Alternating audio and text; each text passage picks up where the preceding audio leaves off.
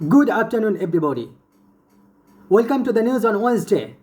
It is now 12:53, and this is MDS Hussain with you. Let's go through highlights the headlines of today's news. Fire at Gazipur jute warehouse under control.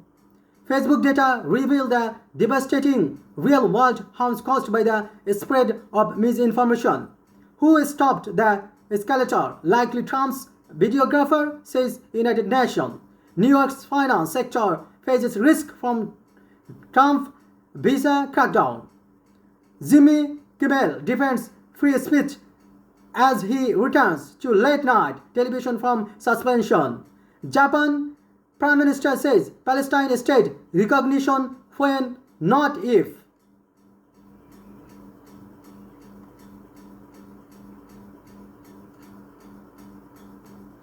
Japan's Prime Minister told the United Nations on Tuesday that Tokyo's recognition of the state of Palestine was only a question of time, saying he was indignant at recent comments by Israeli officials. Nearly 80% of United members recognize the state of Palestine, with a string of countries, including Britain, Canada, and France, adding their names this week after nearly 2 years of war in Gaza.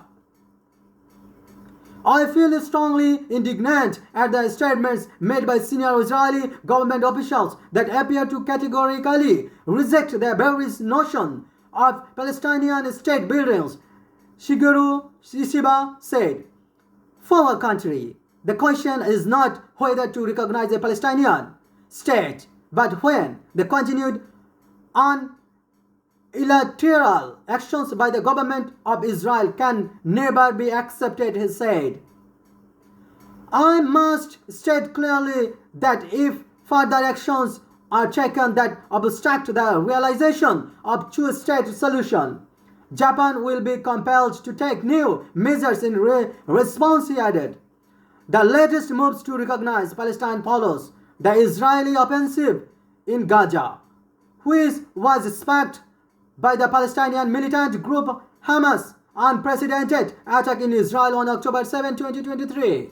Under President Donald Trump, Washington has argued that recognition is effectively rewarding Hamas for the attack, which resulted in the deaths of 1,219 Israelis, mostly civilians, according to the official data.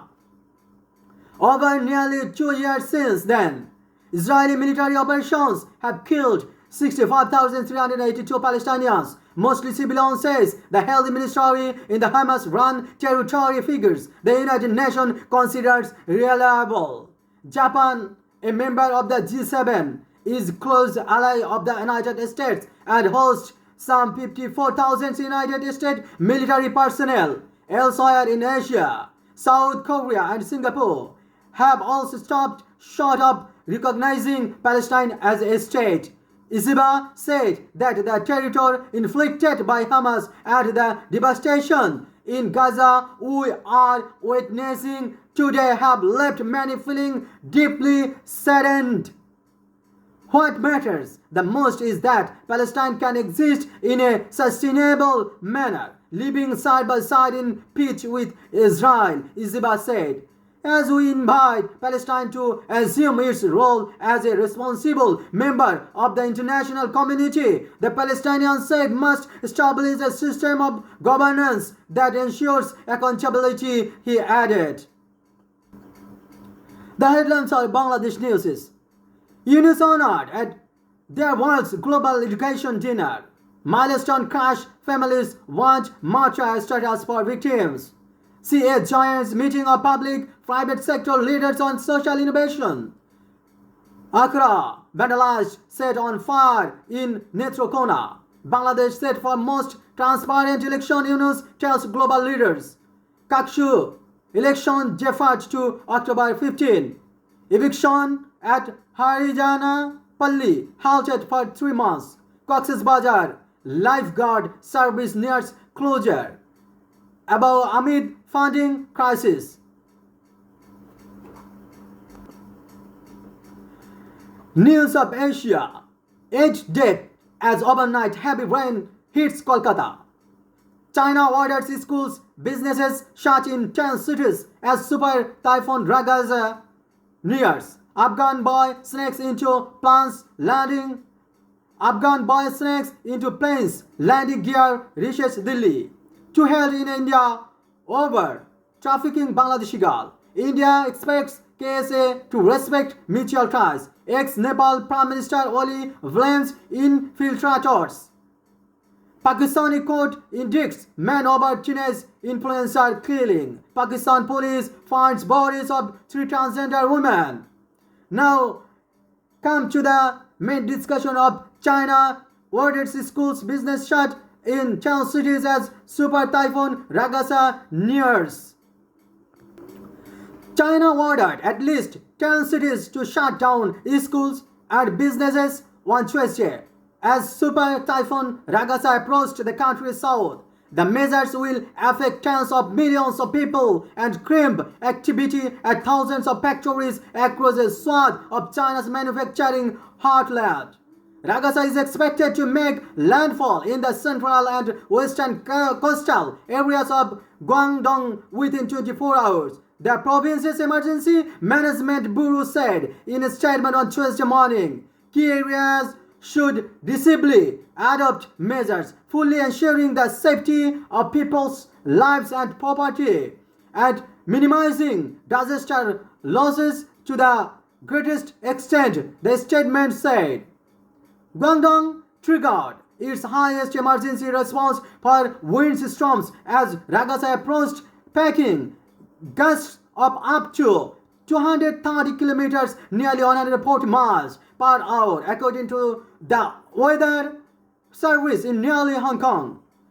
The technology hub of Shenzhen has ordered the evacuation of 400,000 people, with the city's emergency management authorities warning of severe wind, rain, waves and floods. Except for emergency rescue personnel and those ensuring people's livelihood, please do not go out casually. The authorities said in a statement, adding that work and market closures would begin in the afternoon. Other major cities implementing suspension measures included Johor, Yangon, and Foshan. The strong winds and heavy rainfall will severely impact our city, posting a critical defense situation. Foshan's emergency headquarters said in a statement. Ragasa is currently churning across the South China Sea, having earlier hit part of the Philippines, where one person was killed in the storm. Vessels operating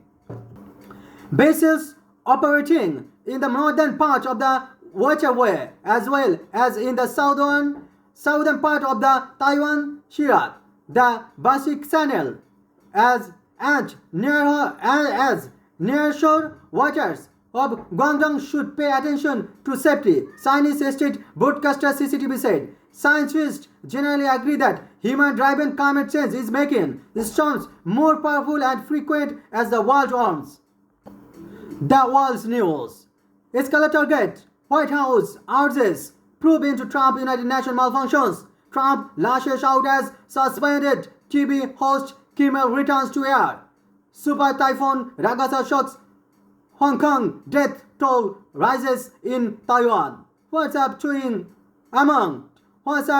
tweets among sites that could face Australia under 16's social media ban. What is the purposes of the United Nations? Trump asked. Trump tells world leaders their countries are going to hell in combative United Nations speech. Ukraine can win back all territory lost to Russia. Trump. London wants to go to Sharia law, says Trump. United States President Donald Trump has reignited controversy by claiming that London is moving towards Sharia law under its current mayor, Sir Sadiq Khan. The remark made during his address to the United Nations General Assembly in New York on Tuesday has drawn sharp criticism from British lawmakers and civil society, the BBC reported. I look at London, where you have a terrible mayor, terrible mayor. And it's been changed, it's been so changed, Trump said. Now, They want to go to Sharia law, but you are in a different country. You can't do that, he said. A spokesperson for Mayor Sadiq Khan responded, "We are not going to dignify his appalling and bigoted comments with a response." The statement added, "London is the greatest city in the world, safer than major United States cities, and we are delighted to welcome the record number of United States citizens moving here." Trump has repeatedly targeted Khan since 2015, when the Labour politician criticized his proposal to ban Muslims from entering the United States. During a recent state visit, Trump described Khan as among the worst mayors in the world and claimed to have requested his exclusion from mayors in the world and claimed to have requested his exclusion from official events, including a state banquet hosted by the king at Windsor Castle. Khan, who did not attend the banquet, said he was indifferent to President Trump and had more important things to worry about. In 2019, Trump called Khan a stone-cold loser, prompting the mayor to accuse him of fueling far-right sentiment. Following Trump's latest remarks, several Labour MPs defended Khan.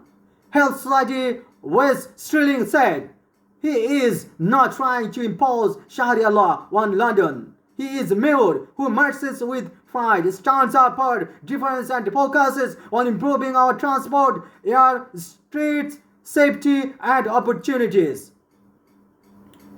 MP Rupa Haq described Trump's comments as blatant, barefaced lies, while Rosanna Alin Khan, Khan's successor as MP for Tooting, called for the United States ambassador to the summoned over the remarks. According to the BBC, verified Trump's claim is unfounded while Sharia councils do exist in the United Kingdom. As estimated, 85 as of 2009. Their rulings are not legally binding. These councils typically handle religious matters such as marriage, arbitration, and financial disputes within Muslim community into Muslim communities. In 2020, publicated social media posts falsely attributed a quote to Khan, suggesting that Sharia law was being trialed in London Brooks. "We are trialing Shakira SIC law in 3 of London's boroughs right now. We will then roll it out in the remaining 30 next year." The mayor's office confirmed to Reuters that the quote was fake and the spelling itself incorrect. Justice Secretary Chris Grayling clarified in 2016, "Ultimately, the only places in our country that deliver legally binding rulings are our courts." Thank you everybody for today.